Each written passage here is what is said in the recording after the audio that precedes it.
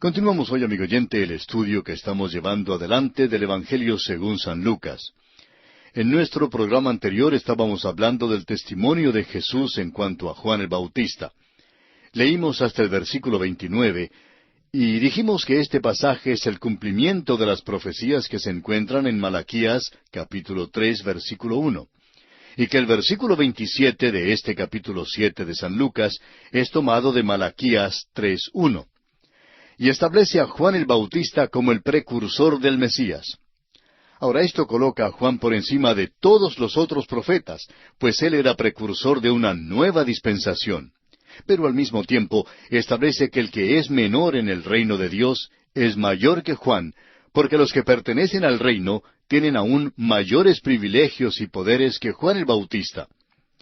Continuamos hoy leyendo los versículos 30 al 32 de este capítulo 7 de San Lucas.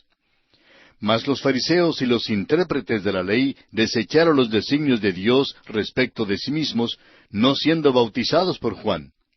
Y dijo el Señor: ¿A qué pues compararé los hombres de esta generación, y a qué son semejantes? Semejantes son a los muchachos sentados en la plaza, que dan voces unos a otros y dicen: Os tocamos flauta y no bailasteis, os endechamos y no llorasteis. Estas personas eran como una manada de chiquillos mimados. Y desafortunadamente hay muchas personas que son como ellos. Y parece que estos líderes religiosos eran así también en los tiempos de Cristo. El Señor dijo que eran como niños que juegan en el mercado. Uno de los niños dice: vamos a jugar a las bolas. Pero algunos no quieren jugar a las bolas porque es demasiado alegre. Entonces otro sugiere que jueguen al funeral. Pero otros no quieren jugar al funeral porque es demasiado triste. En otras palabras, eran consentidos. Nuestro Señor dijo que la generación religiosa de aquellos días era consentida, y esta parece ser también una descripción exacta de la iglesia ordinaria de hoy en día. Hay muchos que quieren que el pastor predique así, mientras que otros se van de la iglesia porque dicen que no predicó asá. En fin, nunca están conformes. Ahora leamos los versículos 33 al 35 de Lucas capítulo 7. Porque vino Juan el Bautista, que ni comía pan ni bebía vino, y decís: demonio tiene. Vino el Hijo del Hombre, que come y bebe, y decís: este es un hombre comilón y bebedor de vino, amigo de publicanos y de pecadores. Mas la sabiduría es justificada por todos sus hijos. Ahora algunos dicen: no me gusta ese predicador porque es demasiado intelectual y su tono de hablar es muy monótono. Otros, en cambio, dicen: no me gusta ese predicador porque golpea el púlpito y grita a todo volumen. El problema, amigo oyente, no reside en estos dos tipos de predicadores. El problema radica en el bebé consentido que se queja de todo. Eso es lo que dijo el Señor en cuanto a aquellos días y que creemos todavía es aplicable para el día de hoy. Y llegamos ahora a otro aspecto importante. Jesús cena en la casa de un fariseo. Al entrar ahora en esta sección de este Evangelio, notemos que es una sección con material nuevo. Y cuando decimos que contiene material nuevo, nos estamos refiriendo a incidentes que no aparecen en los otros Evangelios sinópticos, y al proseguir nuestros estudios notaremos que en realidad son muchos los eventos en la vida de Jesucristo que solo son mencionados por el Dr. Lucas. Leamos entonces este pasaje que describe lo que ocurrió en una de las raras ocasiones en que Jesús salió a cenar. Leamos el versículo 36 de este capítulo 7 de Lucas. Uno de los fariseos rogó a Jesús que comiese con él. Y habiendo entrado en casa del fariseo, se sentó a la mesa. Como dijimos, esta es una de las pocas ocasiones en que el Señor Jesucristo asistió a una cena. Amigo oyente, creemos que cuando el Señor Jesús asistía a una cena, nunca resultaba ser un evento seco o tedioso. Recuerde usted que había estado denunciando a estos mismos fariseos. Los había llamado lo equivalente a chiquillos mimados. Y por tanto, es difícil creer que la invitación de este fariseo para cenar en su casa fuese una invitación amistosa. Dudamos que este fariseo se considerara amigo de Jesús. Le convidó a la cena para poder observarle y hallar algo malo en cuanto a él. Continuemos leyendo los versículos 37 al 39 de Lucas capítulo 7. Entonces una mujer de la ciudad, que era pecadora, al saber que Jesús estaba a la mesa en casa del fariseo, trajo un frasco de alabastro con perfume. y estando detrás de él, a sus pies, llorando, comenzó a regar con lágrimas sus pies, y los enjugaba con sus cabellos, y besaba sus pies, y los ungía con el perfume. Cuando vio esto el fariseo que le había convidado, dijo para sí, si fuera profeta, conocería quién y qué clase de mujer es la que le toca, que es pecadora. Mientras Cristo estuvo en la casa del fariseo, una mujer entró. Ahora es muy claro que ella era una mujer que vivía en el pecado. Sin embargo, había sido transformada. En aquellos días, las personas se recostaban cuando comían, y ella sabía que Jesús estaba recostándose mientras cenaba en la casa del fariseo.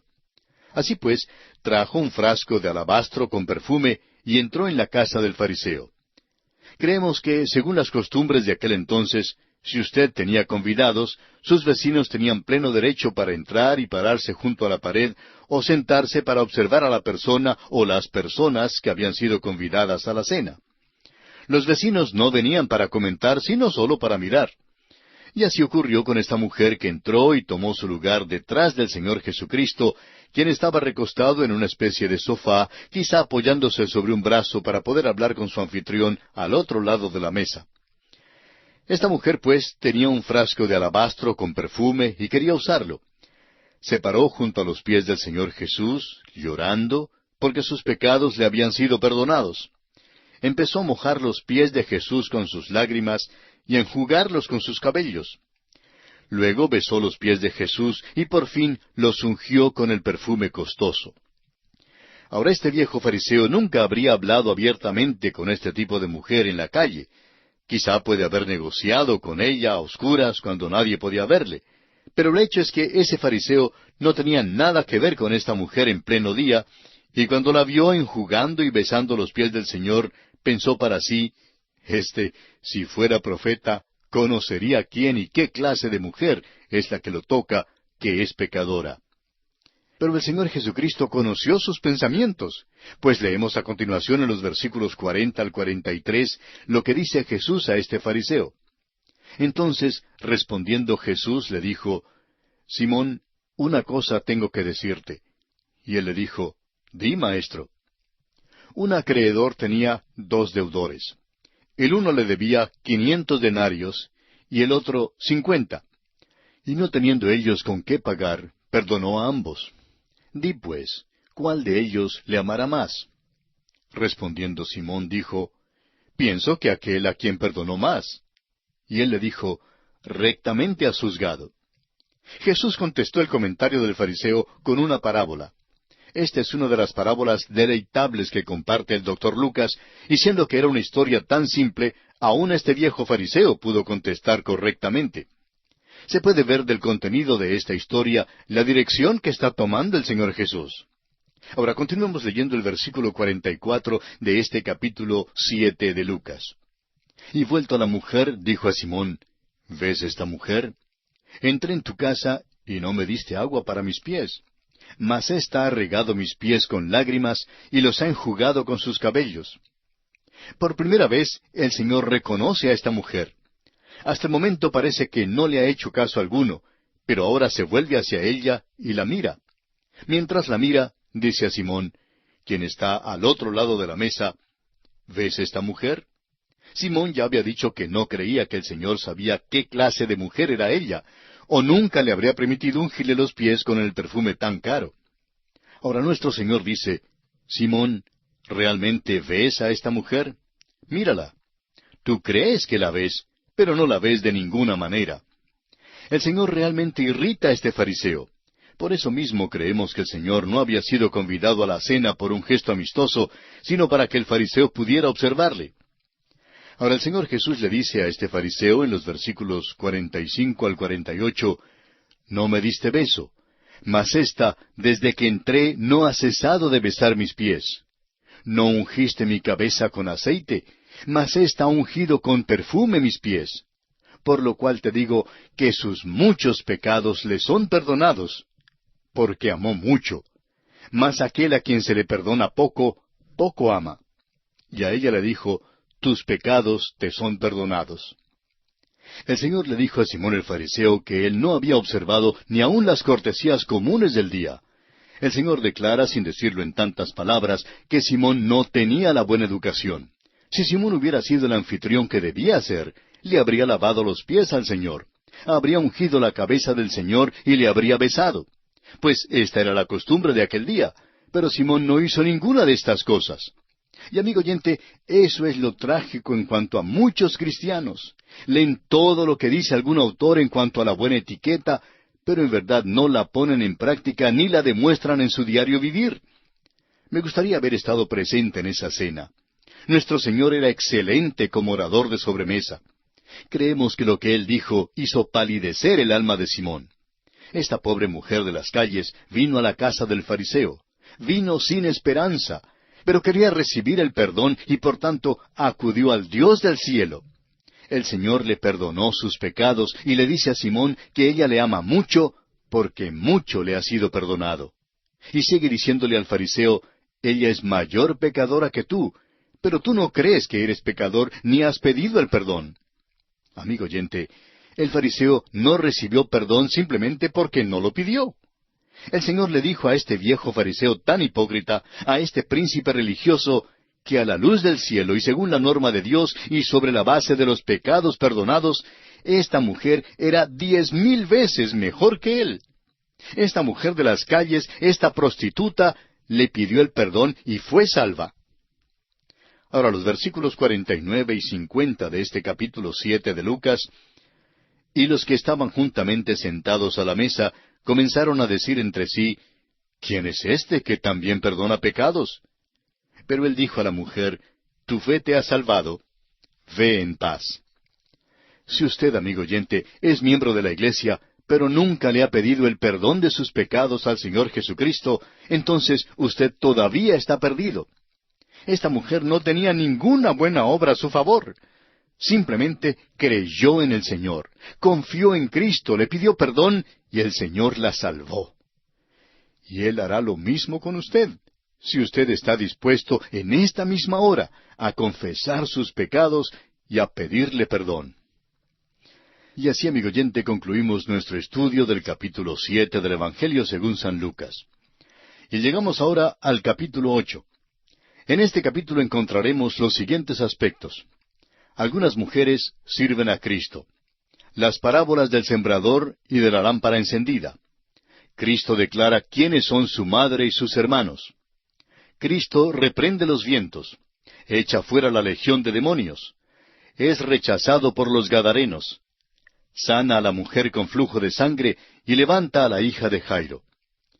Entramos ahora en el capítulo 8 de Lucas y vemos que este capítulo registra eventos que se encuentran ya en los otros evangelios sinópticos, es decir, Mateo y Marcos. Al entrar en nuestro estudio de este capítulo, encontramos que el Señor Jesucristo continúa su ministerio en la tierra de Galilea. Este capítulo revela que había mucha gente que estaba aceptando a Jesucristo y que entre ellos había personas prominentes en las esferas gubernamentales.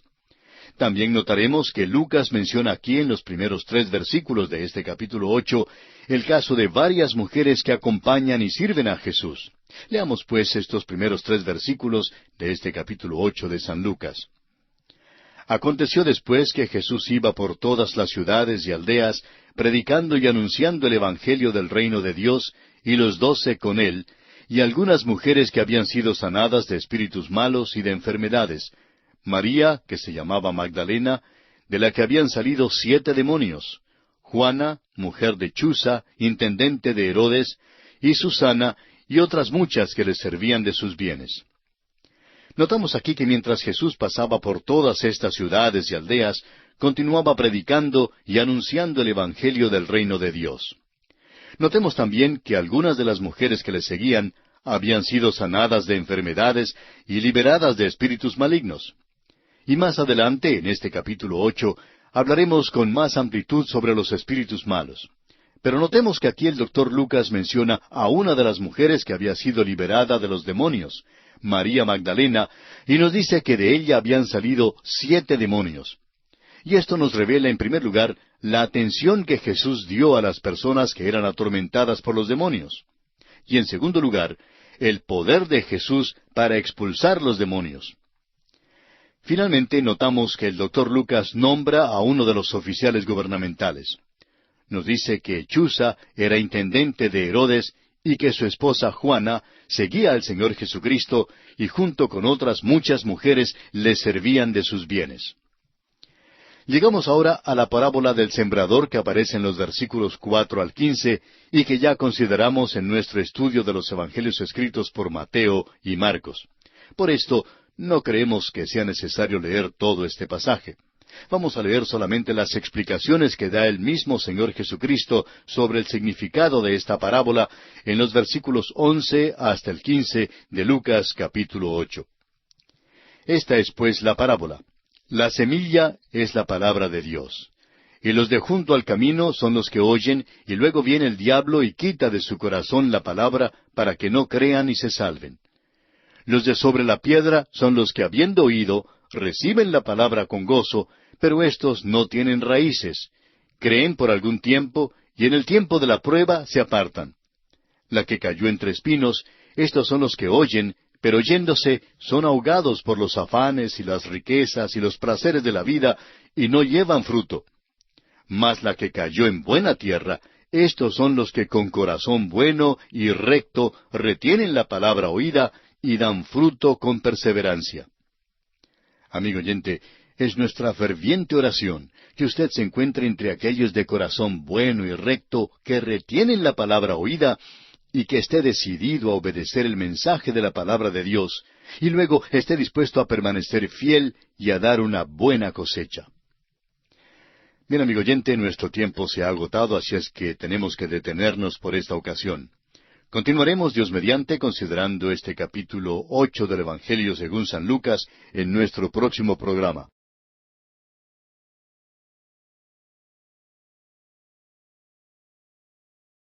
Continuamos, amigo oyente, nuestro recorrido por el Evangelio según San Lucas.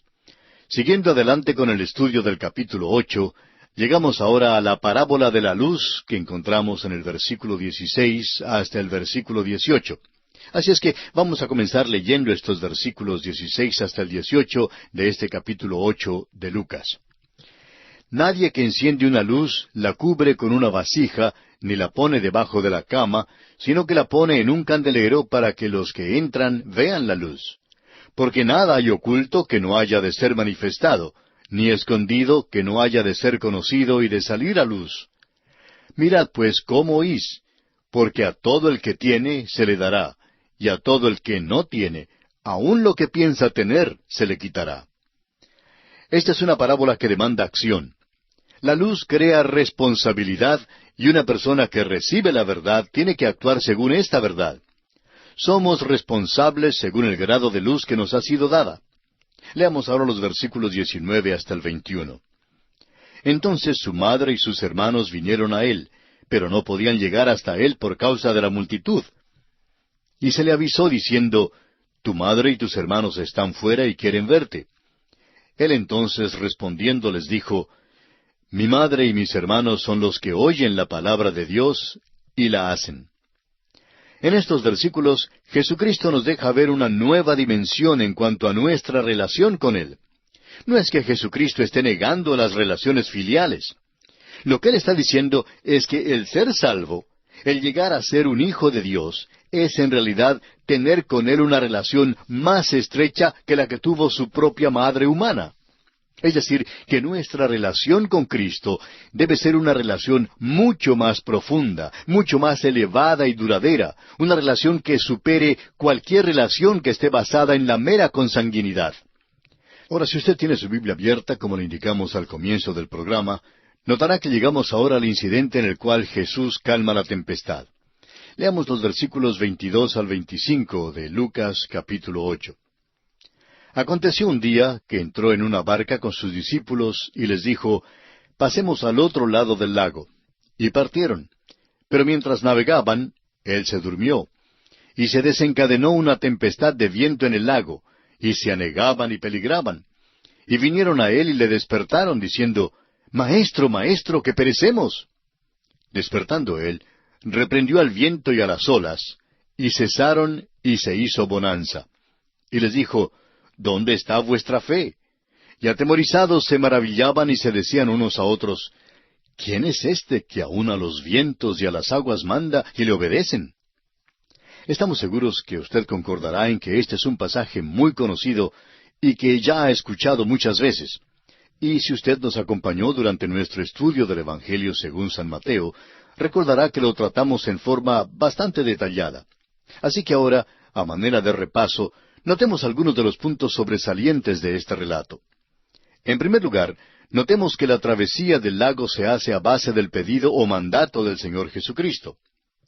Luego, vemos que la tempestad que surgió era algo fuera de lo ordinario. Podríamos decir que hasta se aproximaba en su intensidad a la ferocidad de Satanás. Notemos también que Jesús estaba durmiendo, seguramente porque estaba bastante cansado, y que la tempestad en todo su furor no perturbó su sueño. Sus discípulos, en cambio, se asustaron muchísimo, creyendo que todos iban a morir. Creemos que no sabían que era imposible que naufragara barca alguna en la cual Jesucristo se embarcara. Además, es interesante notar que la tempestad misma no perturbó en lo más mínimo al Señor, sino que lo que le sorprendió fue la actitud de sus discípulos. Entonces dice la Escritura que reprendió al viento y a las olas. Ahora no creemos que Jesús se hubiera enojado con el viento y el mar si no fuese porque Satanás mismo estuviese tras aquella tempestad. El milagro aquí consiste en que en un instante el viento cesó y aquella mar brava se transformó en una superficie lisa como un cristal. Por último, vemos que después de calmar esta tempestad, el Señor se volvió a sus discípulos y les reprendió por su falta de fe. Y creemos que algo muy similar ocurre con muchos de nosotros. Estamos muy dispuestos a confiar en Jesucristo como nuestro Salvador cuando todo está en calma, pero no confiamos en Él durante nuestra travesía por el mar tempestuoso de la vida diaria. Sus discípulos querían conocer mejor a su Señor, pero para lograrlo, para saber algo sobre su gran poder, tuvieron que pasar por aquella tempestad. Y así mismo ocurre con nosotros hoy en día. Estamos seguros que Dios nos coloca en medio de las tentaciones y las pruebas de la vida para que podamos acercarnos y conocer mejor a nuestro amantísimo y todopoderoso Salvador. Prosiguiendo ahora nuestro estudio de este capítulo 8 del Evangelio escrito por el Dr. Lucas, llegamos a su relato sobre el encuentro de Jesús con los endemoniados en Gadara. Según los otros relatos, hemos visto que Jesús se encontró con dos personas aquí que eran poseídas por demonios, pero el Dr. Lucas, siendo médico, aísla el caso de solo uno de ellos y lo presenta con ciertos detalles que comentaremos, pues creemos que serán de mucho interés en este estudio. Leamos primeramente los versículos 26 y 27 de este capítulo 8 de Lucas. Y arribaron a la tierra de los Gadarenos, que está en la ribera opuesta a Galilea. Al llegar a la tierra, vino a su encuentro un hombre de la ciudad, endemoniado desde hacía mucho tiempo, y no vestía ropa ni moraba en casa, sino en los sepulcros. Como ya lo mencionamos, vemos por estos versículos que Lucas menciona solo a una persona en este relato, aunque la evidencia presentada por los otros escritores indica que en realidad eran dos. Usted quizás se esté preguntando ¿por qué? Bueno, creemos que siendo que Lucas era médico, usa este caso simplemente como una ilustración para enseñarnos algo de mucho valor. Ahora bien, en cuanto a este asunto de demonios, es verdad que hay muchos que afirman que todo lo referente a demonios pertenece a la misma categoría que los fantasmas o los duendes, gnomos, espantos y cuantas otras cosas que son supersticiones, mitos y simples cuentos de hadas. También hay muchos, aun entre los creyentes, que piensan que si bien existieron los demonios en algún lejano pasado, ya no existen en el día de hoy. Sin embargo, estamos viendo especialmente en días recientes como si el péndulo ha cogido el rumbo opuesto, ya que es mucho lo que se escucha, se comenta y se lee ahora en cuanto al resurgimiento del ocultismo, de la adoración a Satanás y de la posesión demoníaca. Y realmente ya es muy difícil poder explicar mucho de lo que está ocurriendo en nuestra sociedad contemporánea sin llegar a admitir la existencia real de los demonios. Ahora notamos aquí que el Dr. Lucas trata este caso de posesión demoníaca con extraordinaria percepción, tanto desde el punto de vista médico como científico. El relato de Mateo de este mismo evento se limita a mencionar los eventos ocurridos, mientras que Marcos enfoca este caso como algo bastante emotivo y espectacular. Y ahora, antes de leer los versículos siguientes, quisiera dirigir su atención a un capítulo anterior, el capítulo 4, que contiene el primer milagro de Jesús que Lucas menciona, y que también tenía que ver con la posesión por demonios. Allí, entre los versículos 33 al 36, encontramos el caso de un endemoniado, un hombre endemoniado que dentro de la sinagoga identifica a gritos a Jesucristo como el Santo de Dios. Este hombre es librado del demonio por medio del poder de Jesucristo. Más adelante, en ese mismo capítulo 4, al considerar los versículos 40 y 41, notamos que el doctor Lucas hace una clara distinción entre la posesión demoníaca y las enfermedades físicas. Pero no deja de aseverar en una forma inconfundible que la posesión de una persona por demonios es algo real y comprobable, tanto como el cáncer o la lepra, y que es también algo que puede perturbar al hombre en las tres esferas de su vida, ya sea física, mental o espiritual. Establece también el doctor Lucas que la posesión es extremadamente peligrosa, ya que la persona que se ofrezca o que permita que los demonios la posean se expone a la destrucción de su propia alma y a la condenación eterna. Además, al entrar en el capítulo siguiente, veremos que el doctor Lucas considera sinónimos la palabra demonio con la palabra espíritu inmundo. Volviendo ahora a nuestro relato que tenemos por delante, creemos que hay aquí uno de los peores casos posibles de posesión demoníaca. Notemos primeramente algunos hechos que debemos constatar.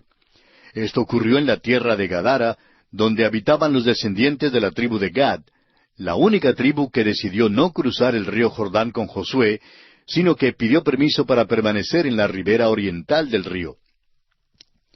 Luego veamos el propósito de este milagro que es revelado en la primera mitad del versículo 39 de este capítulo 8 de Lucas, que dice, «Vuélvete a tu casa y cuenta cuán grandes cosas ha hecho Dios contigo». Sí, amigo oyente, este es el propósito de esto, este es el valor o la razón de todo este incidente.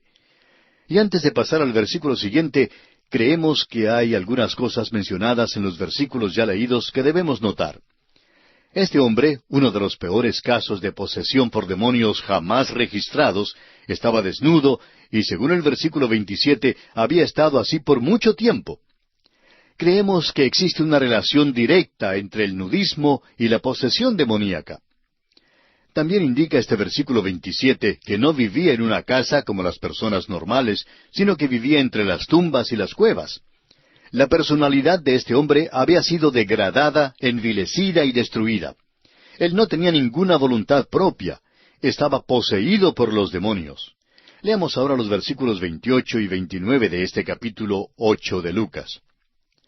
Este, al ver a Jesús, lanzó un gran grito y postrándose a sus pies exclamó a gran voz, «¿Qué tienes conmigo, Jesús, Hijo del Dios Altísimo? Te ruego que no me atormentes». Porque mandaba al espíritu inmundo que saliese del hombre, pues hacía mucho tiempo que se había apoderado de él, y le ataban con cadenas y grillos, pero rompiendo las cadenas, era impelido por el demonio a los desiertos. El demonio reconoció a Jesús. Santiago, en el capítulo 2 de su carta, versículo 19, dice, «Tú crees que Dios es uno. Bien haces. También los demonios creen y tiemblan». Los demonios son los enemigos de Dios y serán juzgados. Aquí quizá alguien se esté preguntando que cuál es el origen de los demonios. Y no deseamos ser dogmáticos. El mundo físico tiene algo que no se puede ver, y esto es el átomo. ¿Ha visto usted alguna vez un átomo?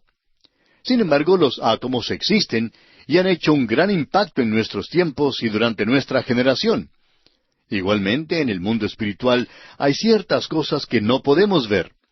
Los ángeles, por ejemplo, tienen existencia real, pero no los podemos ver. La Biblia enseña que hay dos clases de ángeles, los que están con Dios y los que cayeron con Satanás en el principio. Se nos dice que aún hay muchos que ofrecen sacrificios a los demonios. Hay y ha habido mucha adoración a los ángeles. Homero habla en cuanto a los demonios y los dioses como sinónimos. Otro filósofo griego dice que todos los demonios son buenos, mientras que otro declara que entre los demonios hay malos y buenos. Detrás de toda la idolatría y las religiones antiguas había siempre la adoración o el temor de los demonios. Los demonios son capaces de controlar al hombre a fin de que no pueda hacer lo que quiere hacer. Los demonios pueden obligar a los hombres poseídos a hacer cosas espantosas y terribles. Impulsan a las madres a matar a sus hijos, a los esposos a matar a sus esposas y a los hijos a matar a sus padres. Los demonios obligan a los hombres a cometer hechos insensatos y sin saber por qué hacen cosas tan terribles. Y amigo oyente, estas cosas están sucediendo precisamente en nuestros tiempos. Pero la humanidad culpa a todo menos a los demonios por lo que ocurre. Leamos ahora los versículos 30 al 33 del capítulo 8 de Lucas. Y le preguntó Jesús diciendo, ¿cómo te llamas? Y él dijo, Legión, porque muchos demonios habían entrado en él, y le rogaban que no los mandase ir al abismo. Había allí un hato de muchos cerdos que pacían en el monte, y le rogaron que los dejase entrar en ellos, y les dio permiso. Y los demonios, salidos del hombre, entraron en los cerdos, y el hato se precipitó por un despeñadero al lago y se ahogó. Este hombre no era poseído por un solo demonio, sino por una legión de demonios. Debemos notar que había entre 3,000 y 6,000 hombres en una legión romana de soldados. La palabra legión era usada con el sentido de muchedumbre. Es que había una muchedumbre de demonios en este hombre, y según ellos lo expresaron en el versículo 31, no querían ir al abismo. Ese abismo es el lugar donde están encarcelados los otros ángeles caídos, y que Judas menciona en el versículo 6 de su carta. Dice Judas, y a los ángeles que no guardaron su dignidad, sino que abandonaron su propia morada, los ha guardado bajo oscuridad en prisiones eternas para el juicio del gran día. Los demonios siempre quieren entrar en el cuerpo de alguna persona. Cuando un demonio es expulsado de una persona, viaja y vuelve para tratar de entrar de nuevo en esa persona. Y si no puede obtener la entrada, procura entonces ir a otra persona que esté dispuesta a ser poseída. Un demonio no quiere quedarse sin cuerpo. Por eso, cuando el Señor echó fuera los demonios de este hombre, ellos estaban dispuestos a ir a los cuerpos de los cerdos que comían en la ladera antes que tener que ir al abismo. Pero veamos qué fue lo que ocurrió. Pues los cerdos prefirieron la muerte antes que permitir que los demonios vivieran en ellos. Leamos ahora los versículos 34 al 36 de este capítulo 8 de Lucas. Y los que apacentaban los cerdos, cuando vieron lo que había acontecido, huyeron, y yendo dieron aviso en la ciudad y por los campos.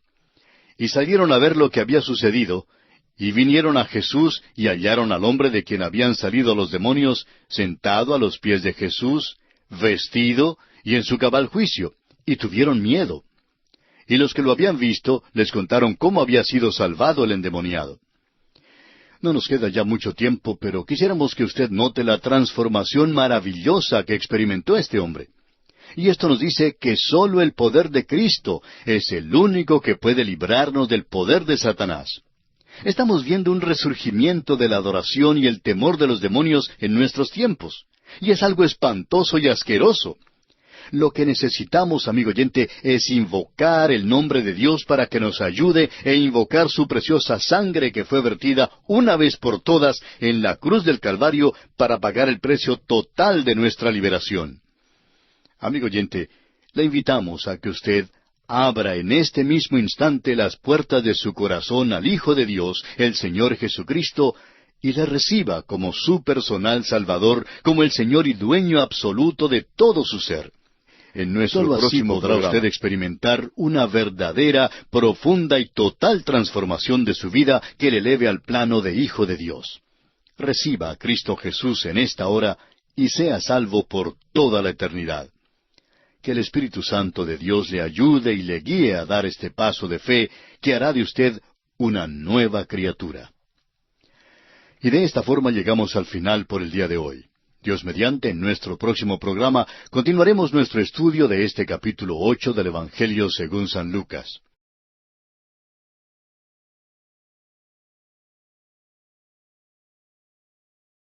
Continuamos hoy, amigo oyente, el viaje que estamos llevando a cabo por el Evangelio según San Lucas. En nuestro programa anterior estábamos considerando la liberación del endemoniado gadareno, y que Lucas usa como una ilustración para enseñarnos algo de mucho valor. Y llegamos hasta el versículo 36. Y notamos en esta porción, especialmente en la última parte del versículo 35 y el versículo 36, notamos la gran transformación, la maravillosa transformación que se operó en este hombre que había sido poseído por los demonios. Y dijimos que esto nos hablaba de que sólo el poder de Cristo puede librarnos del poder de Satanás. Estamos viendo un resurgimiento de la adoración y el temor de los demonios en nuestros tiempos. Y es algo espantoso y asqueroso, pero necesitamos invocar el nombre de Dios para que nos ayude e invocar su preciosa sangre que fue vertida una vez por todas en la cruz del Calvario para pagar el precio total de nuestra liberación. Hoy comenzaremos leyendo los versículos 37 al 39 de este capítulo 8 del Evangelio según San Lucas. Entonces toda la multitud de la región alrededor de los Gadarenos le rogó que se marchase de ellos, pues tenían gran temor. Y Jesús, entrando en la barca, se volvió. Y el hombre de quien habían salido los demonios le rogaba que le dejase estar con él. Pero Jesús le despidió, diciendo, «Vuélvete a tu casa, y cuenta cuán grandes cosas ha hecho Dios contigo». Y él se fue, publicando por toda la ciudad cuán grandes cosas había hecho Jesús con él. Como lo mencionamos al principio de este estudio sobre este hombre endemoniado, Cristo cumplió un propósito específico al liberarlo del yugo de los demonios que lo poseían. El versículo 39 declara que Jesús le dice que vuelva a su hogar y que cuente lo que Cristo había hecho por él. Notamos entonces que este hombre se fue y publicó a través de toda la ciudad las grandes cosas que le habían acontecido. Y no creemos que hubo alguna persona que fuera capaz de silenciar su testimonio. Y así sucede también hoy en día, amigo oyente. Cuando una persona encuentra la libertad por medio de Jesucristo, cuando es liberada del poder de Satanás y sus demonios, no puede menos que proclamar su testimonio a todo aquel que esté y también a los que no estén dispuestos a escucharlo. Es verdad que en nuestro derredor vemos tinieblas que son cada vez más negras y amenazantes, pero es igualmente cierto que Jesucristo es todopoderoso y que puede y quiere librarnos de todo pecado. Leamos ahora el versículo 40 de Lucas capítulo 8. Cuando volvió Jesús, le recibió la multitud con gozo, porque todos le esperaban. Y encontramos aquí un gran contraste. El versículo 37 dice que los gadarenos le rogaron que se fuese de entre ellos, porque tuvieron gran temor, y añade que Jesús accedió inmediatamente a su solicitud, subiendo a su barco y volviendo a la ribera opuesta. Y es aquí donde observamos el contraste. Pues según lo vemos aquí en el versículo 40, cuando Jesús llegó de nuevo al punto de partida en su viaje a través del lago, había allí una multitud que lo recibió y le dio la bienvenida. Mientras en una ribera le piden a Jesús que se vaya, que se aparte de ellos, en la ribera opuesta había una multitud que esperaba su venida. Y así ocurre en nuestros días, amigo oyente. Mientras unos están empeñados en combatir a Dios, en rechazar a su Hijo, en volverle la espalda y apartarse de Él, hay otros que le buscan con corazón contrito, que están dispuestos a buscarle, que están dispuestos a abrirle las puertas de su corazón y a recibirle. Y es nuestra esperanza y es nuestra oración, amigo oyente, que usted se encuentre entre aquellos que están dispuestos a recibir a Jesucristo en su corazón como su único y personal Salvador, y que esperan con gozo su venida. Bueno, llegamos ahora a otro caso tan interesante como importante. Jesús sana a la mujer con flujo de sangre y levanta a la hija de Jairo. Leamos los versículos 41 al 44 de este capítulo 8 de Lucas. Entonces vino un varón llamado Jairo, que era principal de la sinagoga, y postrándose a los pies de Jesús, le rogaba que entrase en su casa, porque tenía una hija única, como de 12 años, que se estaba muriendo. Y mientras iba, la multitud le oprimía. Pero una mujer que padecía de flujo de sangre desde hacía 12 años, y que había gastado en médicos todo cuanto tenía, y por ninguno había podido ser curada, se le acercó por detrás y tocó el borde de su manto, y al instante se detuvo el flujo de su sangre. Y el relato continúa hasta el versículo 56, que es el final de este capítulo 8.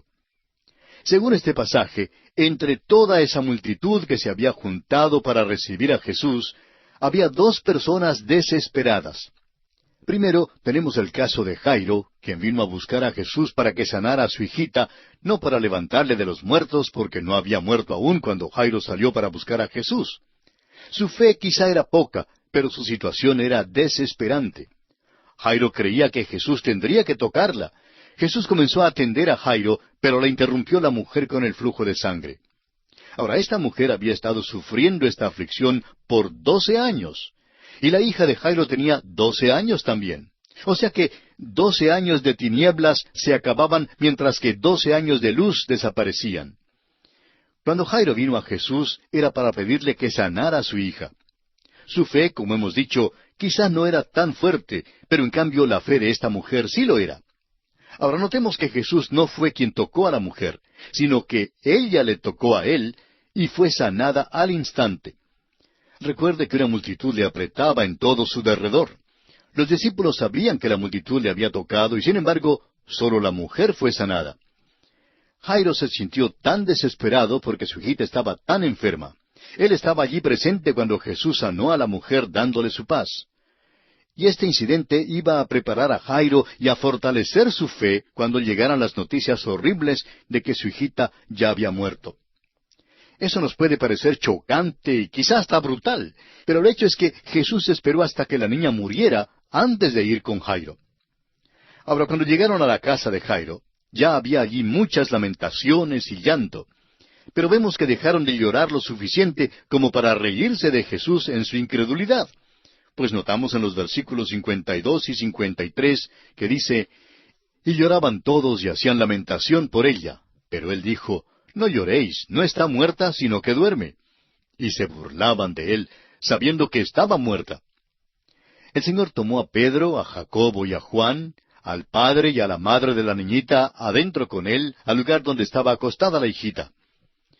Ahora, el doctor Lucas es el único evangelista que menciona dos casos de resurrección, y dice aquí en los versículos 54 al 56 de Lucas capítulo 8, «Mas él, tomándola de la mano, clamó diciendo, Muchacha, levántate. Entonces su espíritu volvió, e inmediatamente se levantó, y él mandó que se le diese de comer. Y sus padres estaban atónitos. Pero Jesús les mandó que a nadie dijesen lo que había sucedido». El Señor Jesús habló a esta niña en una manera muy amable, diciéndole, «Muchacha, levántate».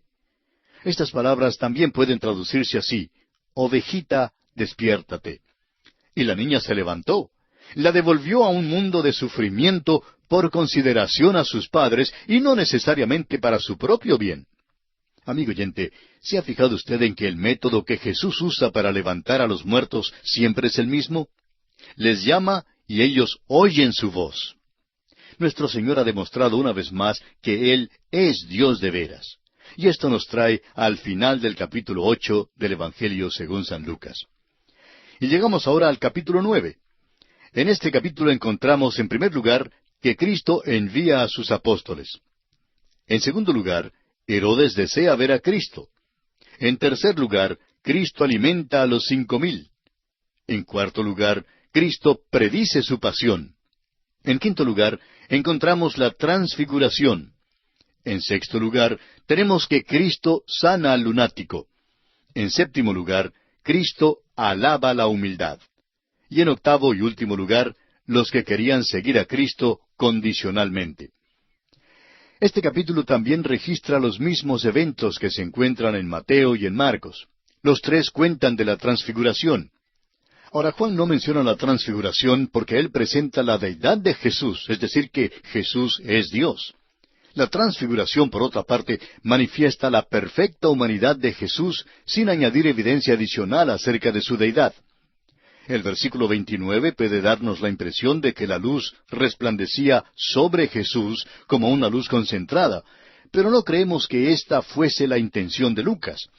El evangelista Marcos en el capítulo 9 de su Evangelio, versículo 3, dice que sus vestidos se volvieron resplandecientes, muy blancos como la nieve, tanto que ningún lavador en la tierra los puede hacer tan blancos.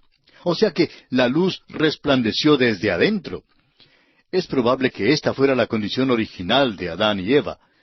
La palabra para transfigurar procede del griego metamorphom. La derivación en castellano es metamorfosis. Ahora, la metamorfosis puede ser hacia arriba o hacia abajo. Hacia arriba, como el capullo feo del gusano de seda, que luego se convierte en una hermosa mariposa. Hacia abajo, como la muerte y la descomposición del cuerpo. En la transfiguración de Cristo, esta metamorfosis es hacia arriba. Hay tres pasos en la vida de Jesús. Primero, era inocente y santo, pues había nacido sin pecado. En segundo lugar, era santo en el sentido de que le hizo frente a la tentación y la venció. En cambio, Adán cayó. En tercer lugar, fue transfigurado. Esta es la meta que Dios tiene para la humanidad. En la transfiguración de Jesús vemos la esperanza de la humanidad, el propósito para el cual fuimos creados.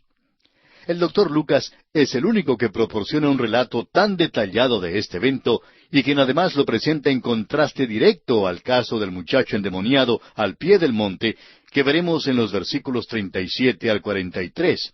¡Y qué contraste! Lucas también presta mucha atención a los casos de la posesión demoníaca. En el capítulo 8, Lucas cuenta de la visita de Jesús a Gadara, donde el hombre endemoniado vivía en los sepulcros. Este hombre y el muchacho al pie del monte son casos extremos. También menciona otros casos y a través de ellos podemos llegar a ciertas conclusiones. El echar fuera un demonio es el primer milagro mencionado por Lucas en el capítulo 4, versículos 31 al 35. Los demonios reconocían a Jesús en el capítulo 4, versículo 41. La posesión demoníaca es diferente a las enfermedades, en el capítulo 4, versículo 40. La posesión demoníaca es una realidad tan real como el cáncer o la fiebre. Los demonios perturban a los hombres física, mental, emocional y espiritualmente. Destruyen la vida de los hombres aquí y causan una inevitable condenación eterna. La posesión demoníaca es sinónima con los espíritus inmundos. Dominan las vidas de quienes son poseídos. Las víctimas no se sujetan a las leyes ni a las costumbres de la sociedad. Una persona endemoniada no puede disciplinarse. La volición, o sea, el centro de su voluntad es destruida, lo que conduce a una conducta aberrante. El endemoniado es anormal, pero no es necesariamente demente. La personalidad del endemoniado es degradada y envilecida. Al final, los demonios la impulsan a hacer cosas horrorosas y espantosas, como veremos en los versículos 39 y 42, y como notamos en el versículo 29 del capítulo 8. Los demonios pertenecen al mundo espiritual y no al mundo físico.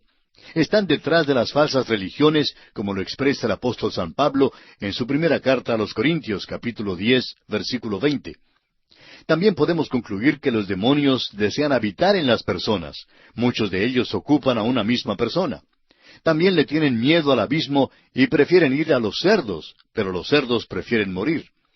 Solo Cristo puede librarnos del poder de los demonios, que es el mismo poder de Satanás, como lo veremos en los versículos 42 y 43 de este capítulo 9, y como ya lo notamos en el capítulo 8, versículo 28. Ahora, como ya dijimos, hay evidencia hoy en día de un resurgimiento de la posesión demoníaca. Después de la Segunda Guerra Mundial, con sus matanzas y atrocidades en las que la sensibilidad de los hombres había sido degradada y amortiguada, la creencia en los demonios entró y llenó el vacío. El doctor Kurt Koch, quien hizo un estudio especial, da muchos casos documentados sobre la posesión demoníaca. Veremos que el versículo 51 de este capítulo 9 es el punto decisivo en el ministerio de Jesús. Comienza su marcha a Jerusalén y hacia la cruz. En nuestro estudio del capítulo anterior tratábamos el tema de la posesión demoníaca, tema que ya habíamos tratado en nuestro estudio del mismo incidente en las versiones de Mateo y de Marcos. Sin embargo, en nuestro estudio anterior procuramos enfocar nuestro comentario desde el punto de vista de un médico, tomando en cuenta el hecho de que Lucas ejercía esta profesión. Y luego comentamos el resurgimiento en nuestros días del ocultismo y de la adoración y el temor de los demonios. Por fin, Vimos que el doctor Lucas es el único de los 4 evangelistas que anota 2 casos de resurrección o restauración a la vida física entre los milagros de Jesucristo. Al entrar ahora en nuestro estudio del capítulo 9, notamos primeramente que todo lo que aparece aquí también es mencionado en los otros evangelios sinópticos, o sea, los evangelios escritos por San Mateo y San Marcos. Así es que esperamos avanzar rápidamente a través de este capítulo, considerando nuestro estudio aquí como un repaso de lo ya estudiado cuando avanzábamos por los evangelios de Mateo y Marcos. Ahora, la razón de nuestro apresuramiento es para poder detenernos un poco más en el capítulo 10, que sigue, y estudiar a fondo la parábola del buen samaritano. Esa será una parábola nueva para nosotros, ya que solo aparece aquí en el evangelio escrito por el doctor Lucas. Bueno, lo primero que notamos en este capítulo es que los 12 apóstoles son enviados por el Señor Jesús a predicar. Quizá usted recordará que en nuestro estudio del Evangelio según San Mateo, el Señor enunció sus principios éticos y entonces demostró su dinamismo al realizar milagros en cada una de las esferas de la vida, en la esfera física y en la esfera espiritual, en la esfera natural y en la esfera sobrenatural. Bueno, esto mismo lo hemos visto hasta ahora en el Evangelio según San Lucas. Y aquí tenemos entonces ante nosotros el incidente en que Jesús envía a sus apóstoles a predicar. Leamos entonces el primer versículo del capítulo 9 del Evangelio de San Lucas. Habiendo reunido a sus 12 discípulos, les dio poder y autoridad sobre todos los demonios y para sanar enfermedades. Ahora quisiera pedirle que preste mucha atención, amigo oyente, para que comprenda bien lo que vamos a decir. Cuando el Señor estuvo en la tierra, le dio el don de sanidad a sus apóstoles. Había dones que servían como señales. Eran para demostrar que Cristo era quien reclamaba ser. Cuando la iglesia principió no había escrituras, y la señal de que uno era un apóstol era el hecho de que tenía estos dones para realizar portentos y milagros. Pedro podía sanar a los enfermos y levantar a los muertos. A Pablo también le fue posible sanar a los enfermos y levantar a los muertos. Ahora, ¿se ha encontrado usted alguna vez con alguno de los llamados sanadores de fe que haya levantado algún muerto? Si es que usted oye hablar de alguno, por favor, infórmenoslo. Hemos oído de algunos que alegan hacerlo, pero nunca hemos visto una demostración. Jesús, pues, envió a sus discípulos a predicar el reino de Dios y a sanar a los enfermos. Notemos que esto ocurrió antes de que Jesucristo muriera en la cruz. Hoy en día, lo más importante no es la sanidad. Aunque Pablo tenía el don de sanidad, hacia el fin de su ministerio, al parecer, no ejerció ese don de ninguna manera. Hasta leemos que le mandó a Timoteo beber un poco de vino por causa de su estómago en su primera carta a Timoteo, capítulo 5, versículo 23. Pablo mismo tenía un aguijón en la carne y le pidió a Dios que se lo quitara, pero Dios no se lo quitó. Al parecer, ese era un don que aún antes de que los apóstoles salieran de la escena, cuando el canon de las Escrituras quedó completo, el don de la sanidad quedó a un lado. La autoridad pasó de una persona a las páginas de las Escrituras, a la palabra de Dios.